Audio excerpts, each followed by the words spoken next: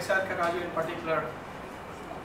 Kudos to you, SRK Raju, for completing this project manual. The objectives, the 4 clear objectives of get to the point, no matter. Let me start with that. And what I know about from your speech when I listened it, I can understand your general purpose was to entertain and persuade us to the specific purpose, which is love your job, right?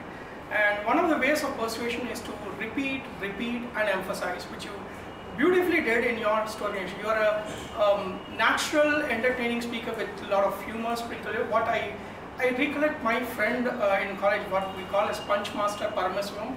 You have a lot of punch dialogues in your speech, which added humor to it. I like the way that you said, ex-CEO quoted saying that choose a job that you love or love the job that you choose. It immediately struck me right on my school days, because I was the only guy who used to pass in history class, and my friends asked me what to do. Said either love the subject or love the teacher. I chose the later. That's how much history. So I love the way that you brought in that context of loving the job and living the job that you love, even to the extent of your loving your baldness. So tomorrow if my hair falls, I know I can quote your words again, right? One thing very strikingly for me as a sales guy, you quoted one thing very nicely, saying that we are the only humans only living beings who die out of time pressure and work pressure. Salesman, none other than a salesman will know what is this, because Monday morning madness, we call it Monday morning commit calls. I hope it's there in your organization, but for me, 9 to 12 Monday morning, I have a boss who is a cross between a porcupine and bulldog, who always shouts on Monday morning calls. I can correlate. Every one of us on the call in the sales field will understand what you're saying, why heart attacks are more in Monday morning. I love it because I completely understand what you're saying in terms of a job profile that we need to love it. And what could have been better, right? Now there are 3 things that two things.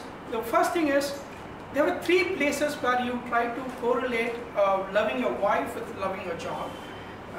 I would suggest that you obviate using the same punchline 3 more times. Try to use the punchline only once, right? That adds humor.